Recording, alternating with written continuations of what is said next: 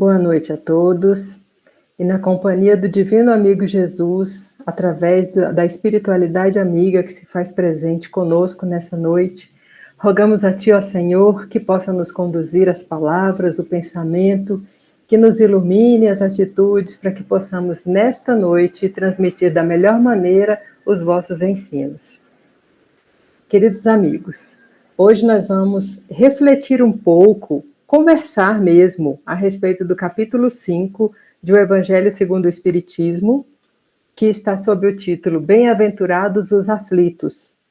E nós desejamos fazer um passeio por este capítulo, trazendo aspectos importantes dentro de cada um dos tópicos que Allan Kardec destacou, até que nós consigamos alcançar o tópico A felicidade não é deste mundo. É uma frase que foi dita por Salomão e está escrita na Bíblia, em Eclesiastes, capítulo 2, versículos 4 a 11.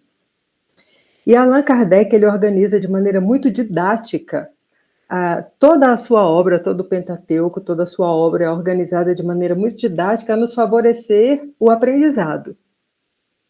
E ele coloca, já no início desse capítulo, Bem-aventurados os aflitos, o trecho dessa bem-aventurança, que muito bem nos foi ensinada por Jesus.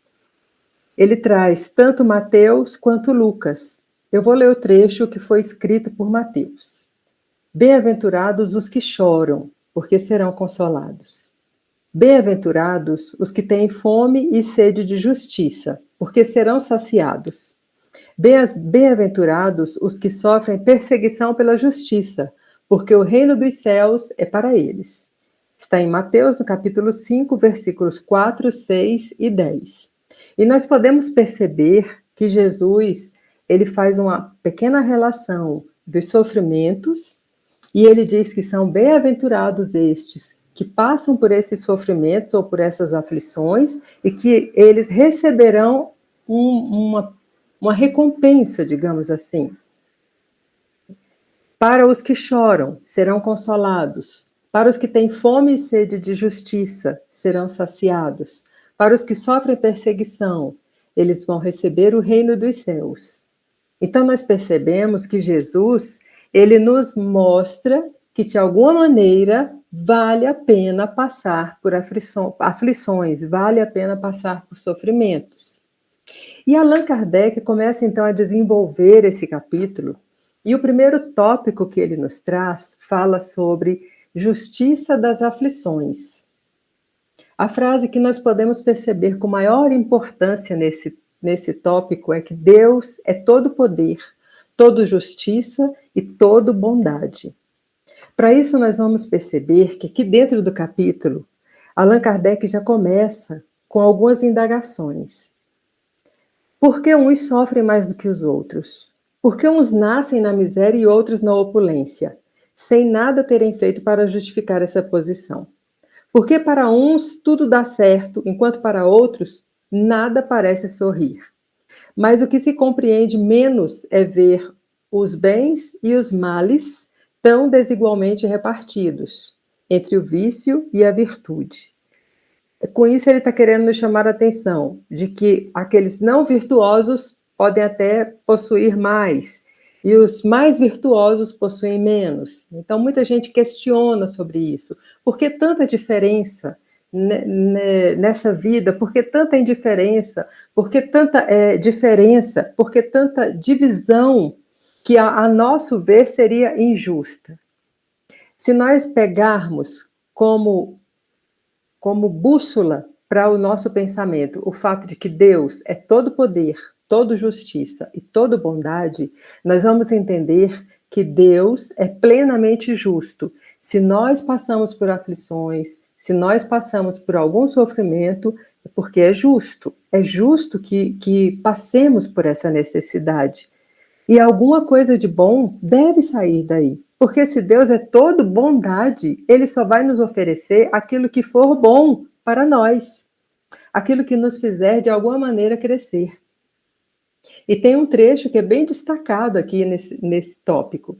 As vicissitudes da vida têm, pois, uma causa. E uma vez que Deus é justo, essa causa deve ser justa. então igualmente justa, para que nós possamos compreender que as aflições, digamos assim, elas são distribuídas da maneira mais justa possível, porque Deus conhece a cada um de nós, Deus sabe o que nós fizemos, o que nós pretendemos, a nossa capacidade e a nossa força de mudança nessa encarnação. Então ele faz essa distribuição, a cada um será dado conforme as suas forças. E caminhando pelo capítulo, o próximo tópico que Allan Kardec elenca são as causas atuais das aflições. A primeira vez que eu li esse título, Causas Atuais das Aflições, achei interessante, porque atuais, como assim? É o que está na moda? Não. Ele fala exatamente das causas das aflições nesta encarnação, nesta vida material pela qual nós estamos passando. Essas causas destas aflições foram criadas, partiram através das nossas escolhas impensadas, daquilo que nós escolhemos neste momento, daquilo que nós resolvemos viver de alguma maneira. Então, a sua causa, a essa aflição atual, ela tem origem nesta própria existência. Eu ganho pouco, então eu resolvo comprar algo muito caro, além do meu salário. Daqui a algum tempo eu estarei aí preocupada, aflita, como eu vou pagar por isso? Né? E quantos homens tombam por suas próprias faltas? Quantas mulheres tombam por suas próprias faltas? Vítimas que nós somos da nossa imprudência, do nosso orgulho, da nossa ambição, da nossa vaidade, porque o outro tem, eu também quero ter, né?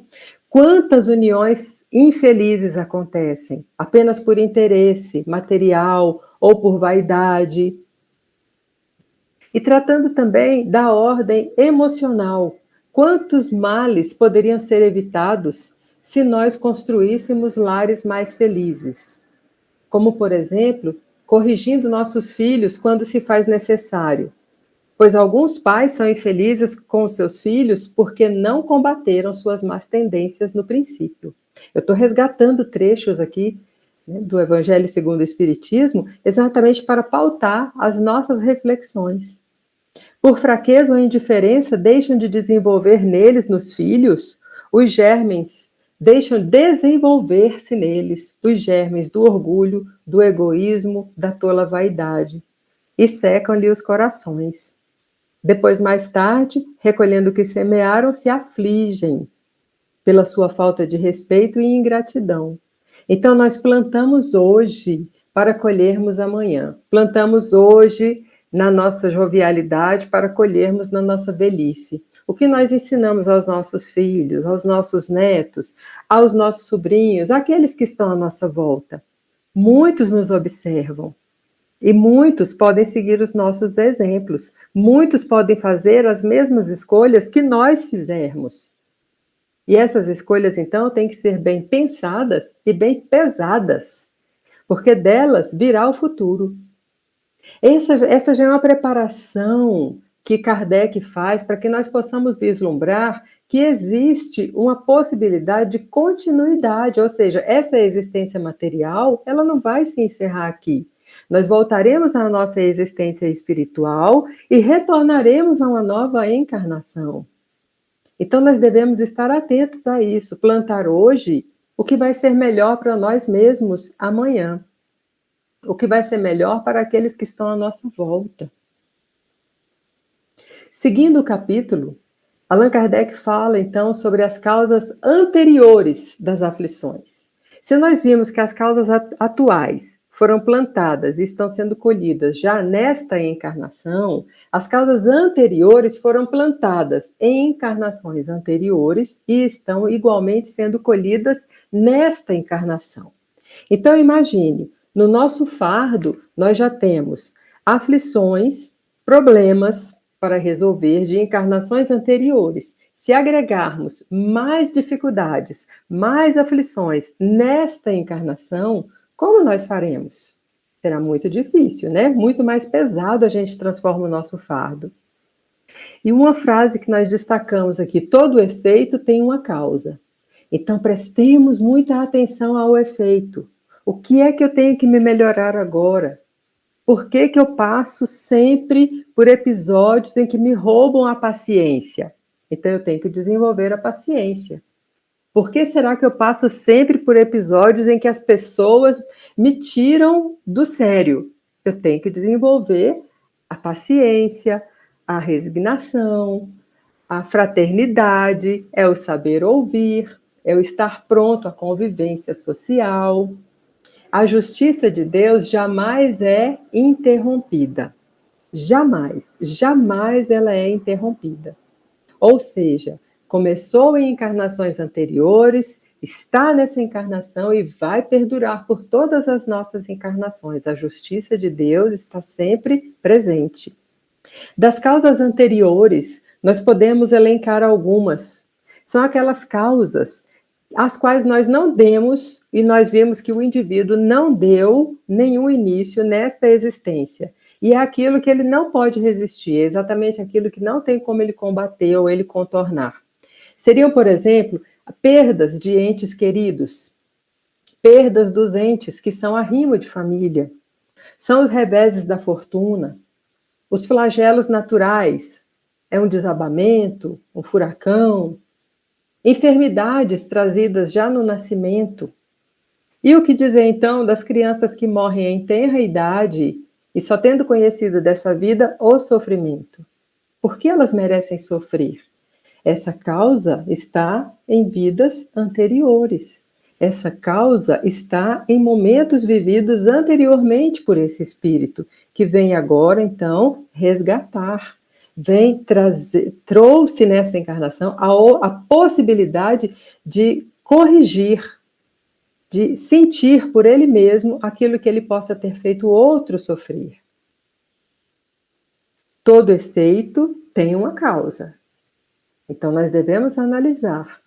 E as nossas causas, elas são dadas, como disse Kardec, em vidas anteriores ou nesta própria vida. Por isso, Santo Agostinho sempre nos convidou a um examínio das nossas atitudes diárias. Antes de se deitar, antes de dormir, ele se recolhia e passava em revista tudo o que ele havia feito durante o dia. Se havia alguma coisa da qual ele teria arrependimento, ele tentava corrigir imediatamente no dia seguinte, né? Havendo alguma coisa também da qual nós estejamos arrependidos, corrijamos o mais rápido possível. É fácil? Não, não é. Muitas vezes, pedir desculpas, pedir perdão, tentar fazer diferente, tentar ver o outro com novos olhos, não é fácil. Mas estamos aqui para isso, para tentar. Para pelo menos minimizar essas causas e diminuir os efeitos dessas aflições. Continuando esse passeio pelo capítulo 5, Allan Kardec traz o tópico esquecimento do passado. Deus julgou que isso lhe seria útil. Lhe seria útil para quem? Para o ser humano, para nós, quando encarnados. Qual não seria o nosso arrependimento ao percebermos que estamos convivendo com alguém a quem nós desprezamos, com alguém a quem nós fizemos um mal extremo? Talvez não conseguíssemos nem conviver com essa pessoa, dado o nosso arrependimento. E qual não seria a nossa ira, a nossa raiva, ou mesmo o nosso desalento em saber que estamos convivendo com alguém que nos fez mal? Será que nós conseguiríamos desenvolver por ele a simpatia, o amor, como Jesus nos solicita? Deus nos deu para nosso adiantamento justamente o que nos é necessário e o que pode nos bastar. Ele nos fez esquecer o passado, mas ele nos deu a voz da consciência e as nossas tendências instintivas. E retirou de nós tudo aquilo que poderia nos prejudicar, que seria relembrar esse passado. Marcamos um compromisso ontem. Essa noite vamos dormir, descansar. Amanhã, ao acordar, nós vamos continuar recordando desse compromisso que foi considerado no dia anterior, foi firmado no dia anterior. Assim é a vida espiritual. Nós estamos aqui encarnados, Quando nós desencarnarmos, nós teremos de volta toda a lembrança daquilo que nós fizemos. Toda a lembrança do que nós fizemos em todas as nossas encarnações. Ou seja, o momento da encarnação é uma breve pausa nesse relembrar do passado. Então, quando nós retornamos à vida espiritual, todas as lembranças retornam. O esquecimento ocorre, se não durante a vida corporal. Reentrando na vida espiritual, o espírito retoma as lembranças do passado. Isso não é, pois, senão uma interrupção momentânea, exatamente como o que ocorre conosco aqui na vida terrestre durante o sono, que nos dias seguintes a gente continua lembrando o que fizemos na véspera. Né? E não é apenas depois da morte que o espírito recobra as lembranças do passado. Pode-se dizer que muitas vezes a bondade divina nos permite que durante a nossa encarnação sejamos levados durante o nosso repouso físico, durante o sono do corpo, para que nós possamos gozar de certa liberdade e o espírito obter consciência do que fez, dos seus atos anteriores, para que ele possa, de alguma maneira, através da voz da consciência e dos instintos, das suas tendências instintivas, corrigir aquilo que ele percebeu que o incomoda de alguma maneira. Por isso, essa voz da consciência fala conosco, nos toca ao coração. É para nos fazer trabalhar em nosso próprio melhoramento, para que nós possamos aurir forças e modificar aquilo que for necessário. Porque se nós observarmos as nossas mazelas, se nós observarmos os nossos erros, como nós comumente fazemos ao observar o erro dos outros, nós seríamos mais rigorosos com nós mesmos e poderíamos então começar a nos melhorar, assim como nos solicitou Santo Agostinho. Motivos de resignação. O que é resignar-se? Observar com os olhos do espírito. Como muito bem nos foi lido na introdução do nosso preparo espiritual para essa palestra, a resignação é o consentimento do coração. É quando nós aceitamos a prova, a expiação, a aflição, a perturbação pela qual estamos passando, mas aceitamos de coração, aceitamos de uma maneira ativa, aceitamos por saber que é extremamente necessário que aprendamos, que nos melhoremos, que estejamos prontos a nos modificar. E não recebamos essas aflições, esses tormentos com pessimismo, com desânimo. Muito pelo contrário, recebamos com otimismo, porque nós temos que entender que a resignação, esse fator de você estar nesse momento colocado à disposição de Deus, demonstra fé. Fé na vida futura, fé na bondade de Deus, fé na justiça divina. E isso nos faz entender que os momentos de resignação, os momentos que nós estamos observando o que nos acontece com os olhos do Espírito, nós observamos com os olhos da eternidade. Eu quero passar a minha vida inteira sofrendo? Eu quero passar a minha vida inteira resgatando este erro? Não, então eu vou me corrigir agora. Me dá ânimo novo, me fortalece. Então, ao contrário do que muitos pensariam, eu tenho a eternidade para poder mudar. Não, por que não mudar agora e ser feliz? Por que não mudar imediatamente e começar a construir a sua escadinha para a felicidade? Acolher a dificuldade, porque a dificuldade é a cura. Acolher o sofrimento, porque o sofrimento é a reparação. Acolher todas aquelas provas, porque elas vão nos fazer crescer um pouquinho mais. Assim como na escola, né? Se nós somos capazes de, na escola, perceber que o teste aplicado, o exame, vai nos forçar a um estudo mais aguçado e vai nos forçar à obtenção de uma nota melhor, o que não dizer de uma encarnação? Está nos forçando a um estudo, está nos forçando a uma motivação, está nos forçando a uma transformação. E esses motivos de resignação nos fazem perceber que nós temos muito mais a colher do que a deixar para trás. Então, se nós trabalharmos em nossa própria modificação, nós vamos nos assegurar um futuro mais tranquilo, uma paz que é digna de espíritos do plano superior, que nós já podemos começar a sentir um pouquinho do que seria essa felicidade. E por falar nisso, acho que nesse momento nós podemos traçar uma pequena diferença entre alegria e felicidade. Aí eu busquei auxílio com a neurociência. Nós estamos vendo hoje a sociedade, principalmente depois desse momento de pandemia, ela se tornou muito mais voltada aos valores internos.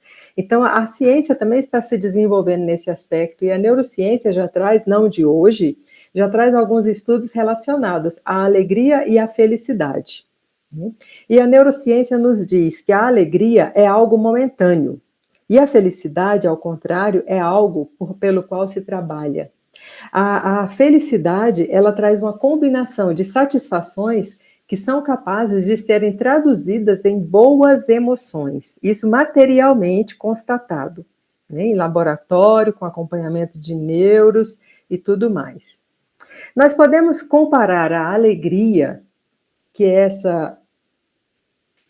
esse instante de uma felicidade breve, digamos assim, de nada que seja tão duradouro, podemos compará-la com a infância que nós vivemos quando criança. Ficamos alegres ao ganhar uma bola, ficamos alegres ao poder comer aquele chocolate, ficamos alegres ao poder assistir aquele filme tão esperado, ficamos alegres de poder ir para a casa do primo dormir. E ao mesmo tempo, se a mãe diz não, ficamos extremamente tristes, choramos, damos birra quando não temos a bola que queremos, quando não podemos comer o chocolate que tanto gostamos, ou quando não podemos assistir ao programa que queríamos, né? Então a gente caminha de um extremo ao outro com uma rapidez imensa, muito grande. Isso é alegria, segundo a neurociência. E felicidade? Felicidade eu relacionaria com a maturidade. Não somente a maturidade física, mas a maturidade espiritual também. Porque quanto mais maduros nós estamos, mais nós percebemos que a eternidade está aí para nos favorecer o aprendizado, para nos facilitar as próximas encarnações, que nós possamos trabalhar e melhorar aquilo que não conseguimos fazer agora. Essa maturidade, tanto a maturidade física quanto a maturidade espiritual, também é explicada pela neurociência. Ela diz que a felicidade é muito mais do que apenas um sentimento momentâneo, né? É uma combinação de bem-estar emocional e satisfação com a vida como um todo. É aquele momento em que, não importa se você é jovem ou se você já é idoso, é aquele momento em que você se senta e consegue perceber que eu cumpri todas as minhas tarefas do dia com uma plenitude, com a satisfação, com a alegria, com o dever de uma tarefa bem cumprida. Isso traz felicidade. É aquele se preparar para um exame, para um teste, para uma prova de vestibular, e você fica anos estudando, se preparando, fazendo testes e tentando estimular a sua mente para que vá sempre melhor, né? E ao final você consegue, você obtém êxito. Isso é felicidade.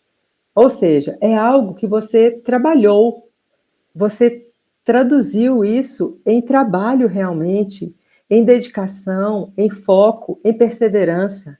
É isso que Jesus quer de nós, a cada encarnação. Trabalho, foco, perseverança. Em quê? Na nossa própria melhoria, no nosso próprio crescimento.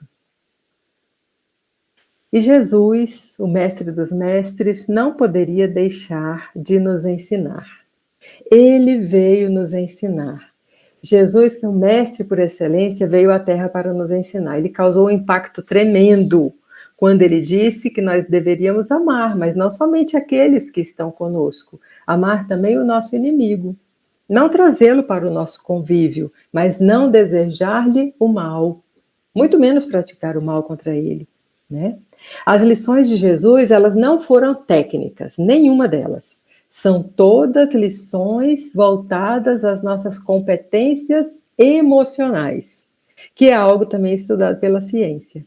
Competências emocionais. Em outras palavras, como nós conhecemos no Espiritismo, reforma íntima.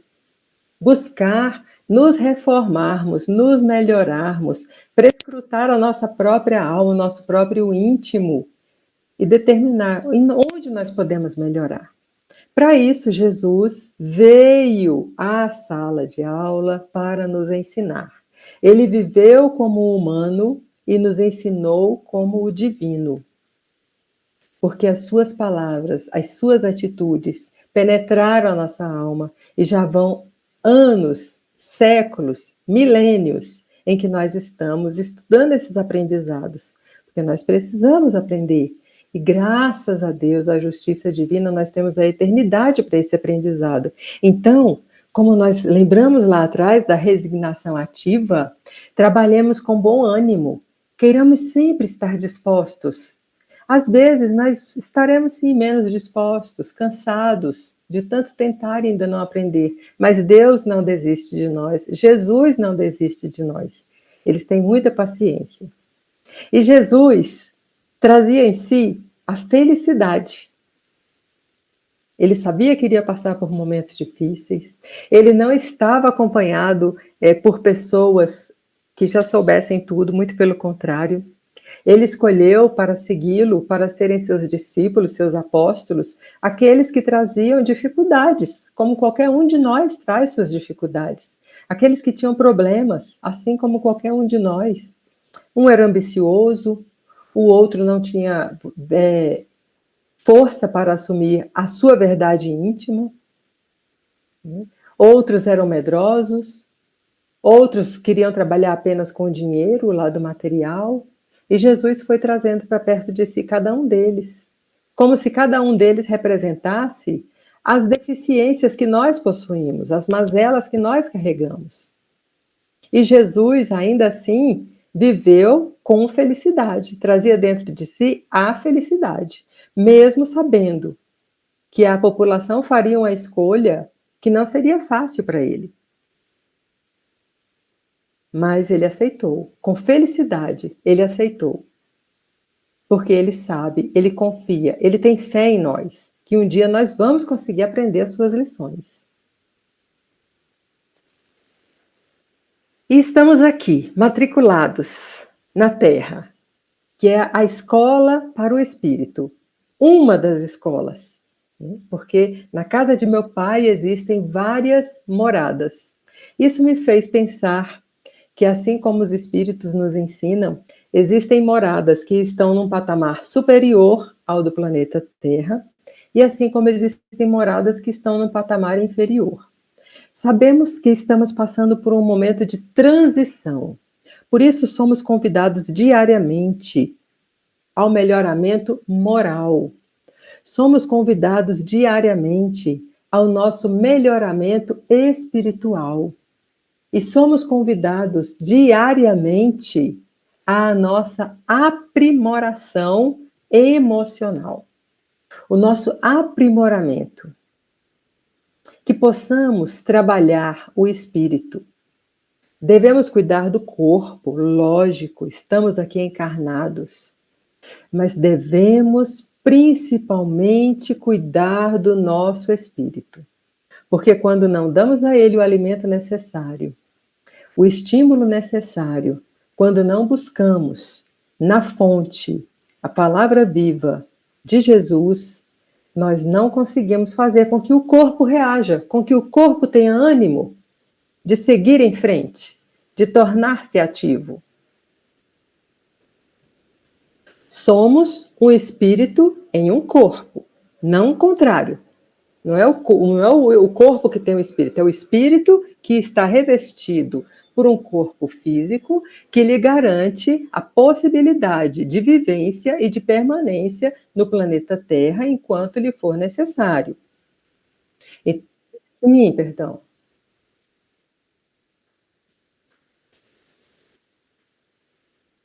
Ai, o que seria esse negócio? Ah, tô vendo. Sim, tá, tá bom, tá bom. Ah, somos um espírito em um corpo, não o contrário. Devemos nos lembrar disso. Nós somos um espírito revestido por um corpo, neste caso material, que é apropriado para o planeta ao qual estamos. É apropriado para a escola na qual fomos matriculados. Então, de acordo com o lugar onde nós estivermos, nós teremos um corpo apropriado para essa vivência. E, igualmente, devemos cuidar desse corpo, para que o nosso espírito tenha condições de efetuar todas as transformações interiores necessárias. Então, voltemos um pouquinho ao slide anterior. A Terra é escola para o espírito. Devemos cuidar do corpo porque ele nos dá condições de aqui permanecermos, mas ela é escola para o espírito. Por isso fomos aqui matriculados. Quando tivermos aprendido o que é felicidade, quando tivermos obtido a felicidade dentro de nós, nós seremos então matriculados num planeta mais feliz. E assim segue. A justiça, ela é ininterrupta. A justiça de Deus é ininterrupta. Então, relembrando, somos um espírito em um corpo. Devemos dar ao nosso corpo tudo aquilo que for necessário, porém, sem gerar aflições. Então, eu não vou obter aquilo que eu não preciso, porque minha vaidade me leva a isso. Eu não vou querer mais do que eu preciso, porque o meu egoísmo me leva a isso. Nós devemos ensinar o nosso espírito através dessa vivência que o nosso corpo nos permite. Por isso muitos irmãos nos perguntam, né? Perguntam as escrituras, perguntaram a Kardec, por que então da necessidade de encarnar? Perguntaram à espiritualidade. Exatamente para isso, para que nós possamos aprender dia a dia, ano a ano, né? A cada encarnação, um pouquinho mais. E um pouquinho mais nós vamos melhorando, cada vez mais. A família é a primeira classe em que nós somos matriculados na escola. Eu diria assim que é a nossa pré-escola, né? Comparando com a nossa escola do plano físico. E eu trouxe uma frase de Alberto Almeida, que é um palestrante espírita, a quem eu admiro muito. Ele fala o seguinte, que a família é a academia do embelezamento pessoal. Como assim? Você vai aprender a se maquiar, cortar cabelo? Não. É a academia que traz exatamente os exercícios necessários para o seu embelezamento pessoal. É aquela pessoa que lhe rouba a paciência o tempo todo, você tem que aprender a ter paciência com ela. É aquela outra pessoa que nunca faz o que você pede, então você tem que ensinar de novo, você tem que pedir novamente, né? Então você vai percebendo que dentro da sua família você já tem algumas pessoas que vão lhe ensinar muita coisa. Você já tem aqueles com quem você vai dar as mãos e você vai compartilhar desses mesmos ensinamentos. Vamos aprender juntos. Você tem na sua família as pessoas necessárias para o seu adiantamento. Então, quando ele fala academia do embelezamento pessoal, é muito interessante. Ele ainda usa a palavra se aformosear.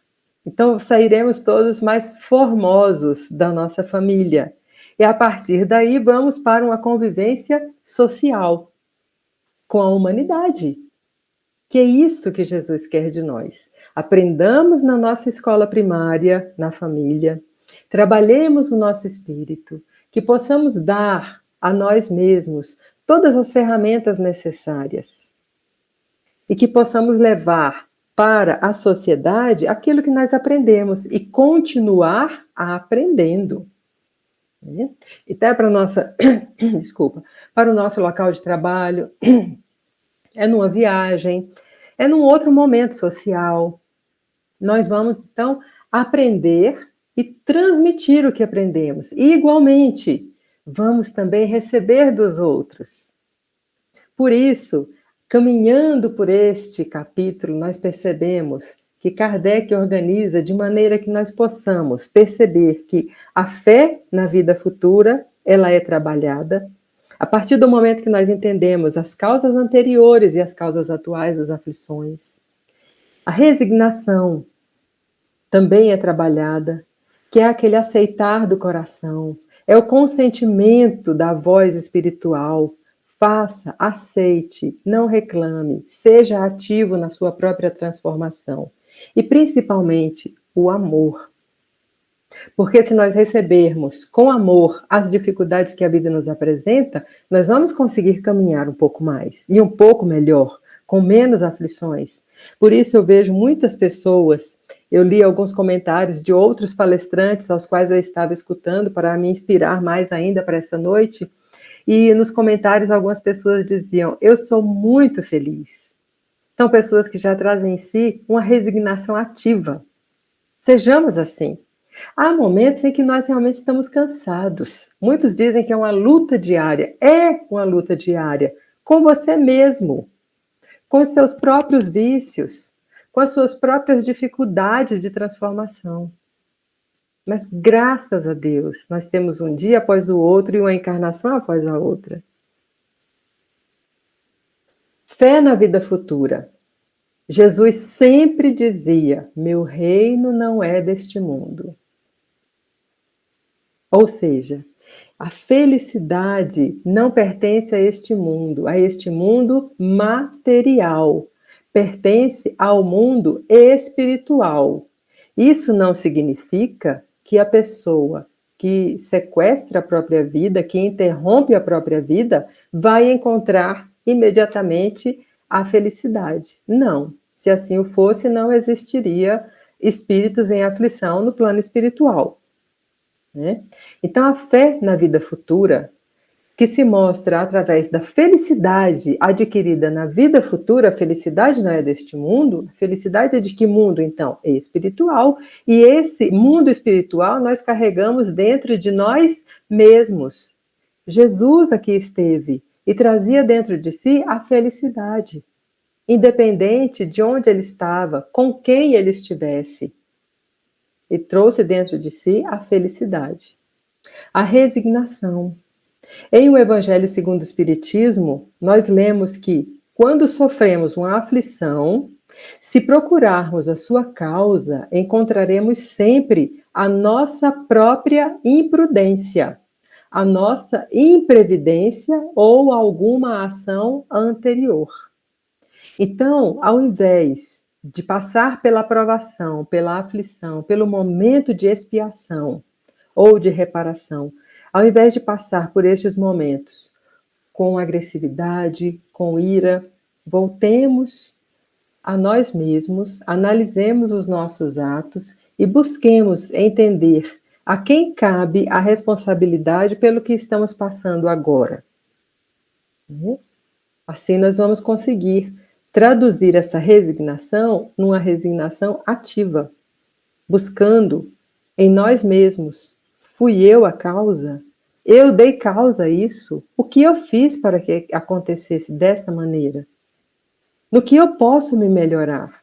Como não posso perceber que isso aconteceu? Eu tenho que mudar, é agora. Esse é o momento. Essa é a resignação ativa. O resignado não é um covarde, não é aquele que aceita simplesmente, mas é alguém que compreende a finalidade da existência terrena. Por isso, Kardec inicia este capítulo falando da justiça das aflições. É justo que estejamos matriculados aqui no planeta Terra, um planeta com tantas provas e tantas expiações, onde nós percebemos que muitos sofrem, onde nós percebemos que muitos passam aflições e agonias? Sim, é justo. É o resignar-se de maneira ativa. Entender que Deus é bom e justo e nada do que acontece é sem razão. Hoje eu ouvi um palestrante dizendo que até mesmo das batidas do nosso coração Deus cuida. E cuida mesmo. Ele não está aqui do nosso lado, nem precisa de um espírito que esteja aqui do nosso lado para cuidar do nosso coração. Um espírito cardiologista? Não, não precisa disso. Ele já programou dentro da nossa própria conformação material, o nosso corpo já tem instrumentos necessários para que o coraçãozinho trabalhe de maneira saudável. E se ele trabalhar de uma maneira que não é saudável, o nosso corpo vai nos avisar de alguma maneira, né? Então Deus cuida de nós o tempo todo. O tempo todo Deus é bom. E Deus é bom o tempo todo. Amor. Uma das lições deixadas por Jesus e uma das lições que nós podemos ler nas entrelinhas deste capítulo. O amor. O amor traduzido nas lições de Jesus, na compreensão do que nós podemos nos melhorar, no acolhimento ao próximo, no acolhimento a nós mesmos, porque quando percebemos que nós erramos, muitas vezes nós não nos perdoamos. Traduzir esse acolhimento em autoacolhimento, às vezes é mais difícil. Paciência. Quantas e quantas vezes durante o dia você não é convidado a ter mais paciência? Fé em nós mesmos. Deus tem fé em nós. Jesus tem fé em nós. Tenhamos nós também essa fé desenvolvida. Amar como Jesus amou. Ele veio aqui para nos ensinar, para praticar, colocar, digamos assim, colocar a mão na massa, né? E fazer o que tinha que ser feito. Para nos mostrar, ele não escreveu nada, ele viveu. A sua vida é o livro mais lindo que se pode ser lido. E dele tiramos todas as lições necessárias. A felicidade pode morar dentro de você. Jesus foi a prova viva disso. A felicidade morava dentro dele. Independente de onde ele estivesse, independente das companhias. Ele era feliz. Ele é feliz. Né? Jesus é feliz. E nós? O que nós queremos? Já que a felicidade não é deste mundo, a felicidade não pertence ao mundo material, não são as satisfações materiais que nos trazem essa felicidade plena, elas nos trazem alegrias momentâneas, passageiras, mas a felicidade plena, que satisfaz a alma, que nos deixa tranquilos. Essa felicidade, nós temos que aprender que ela pertence ao nosso espírito. E podemos, sim, ter esse vislumbre da felicidade que os espíritos superiores têm. Podemos começar a treinar, praticar. Para isso nós fomos aqui matriculados. Para isso aqui estamos. Embora ninguém possa voltar atrás e fazer um novo começo, porque nenhum de nós pode voltar, reencarnar em vidas anteriores e fazer tudo de novo, qualquer um pode começar agora e fazer um novo fim. Chico Xavier. Ele disse essa frase em 2016, outubro de 2016. Então, o que você está esperando?